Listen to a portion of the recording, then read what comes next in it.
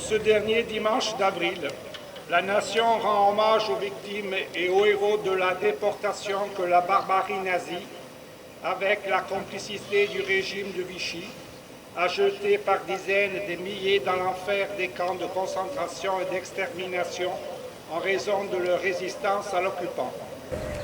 De l'arbitraire des rafles de répression, de leur appartenance ethnique et de leur confession ou de leur choix politique.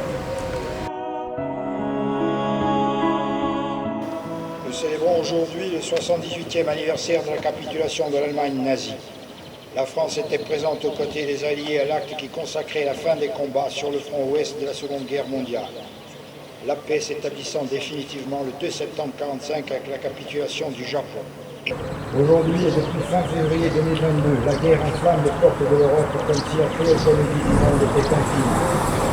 Malheureusement, ce conflit a été déclenché par l'un des alliés de 1945, membre permanent du Conseil de sécurité de l'ONU, en violation du droit international.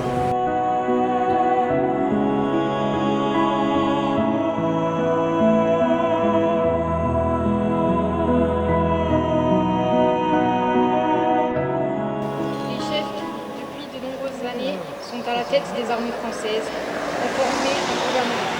Ce gouvernement, alléguant la défaite de nos armées, s'est mis en rapport avec l'ennemi pour cesser le combat. Certes, nous sommes submergés par la force mécanique, terrestre et aérienne de l'ennemi.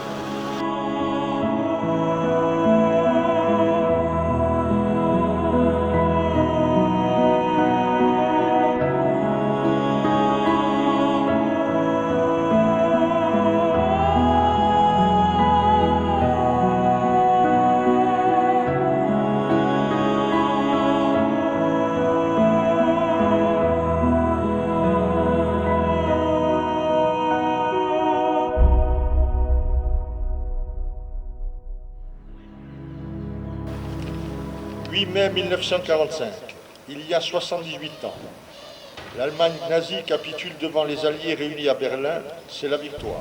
Ce jour-là, les forces de la liberté triomphent non seulement contre une armée, mais aussi contre une idéologie qui écrasait l'Europe et la liberté de ses peuples. Après 6 années de guerre, l'écho de l'armistice se répand partout sur le continent, apportant au peuple la joie de la libération et la fierté d'avoir vaincu. Après 6 années de terreur, la lumière se lève enfin sur tout un pays, révélant à la fois l'opprobre de ceux qui ont collaboré et le courage de ceux qui ont résisté pour permettre la victoire. Il y a 80 ans, l'année 1943 fut une année terrible. La répression s'accroît, l'extermination des Juifs d'Europe et des opposants au régime nazi bat son plein. Pourtant, le cours de la guerre change. À l'est, les armées nazies ont perdu la bataille de Stalingrad. Au sud, les Alliés ont débarqué en Afrique du Nord. Ils le feront bientôt en Italie. La Corse est libérée en septembre. Nos outre-mer se distinguent dans les 3 océans, et notamment dans les Antilles et en Guyane, par la dissidence opposée à Vichy. Au bout, le 8 mai 1945 offrit la plus grande victoire du monde aux femmes et aux hommes qui n'avaient pas cédé. La victoire leur offrit la liberté. Vive la République, vive la France.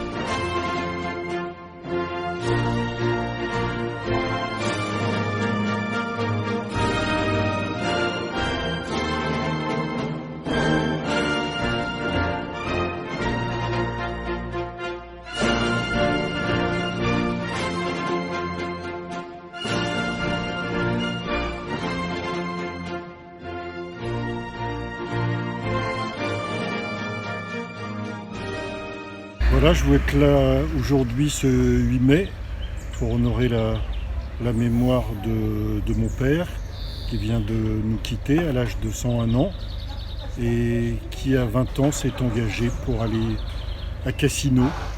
Et voilà, c'est surtout pour lui et pour tous les autres. Et grâce à eux qu'on est là, libre et qu'on peut courir et se réunir librement en espérant que ça dure le plus longtemps pour notre pays et pour la Corse.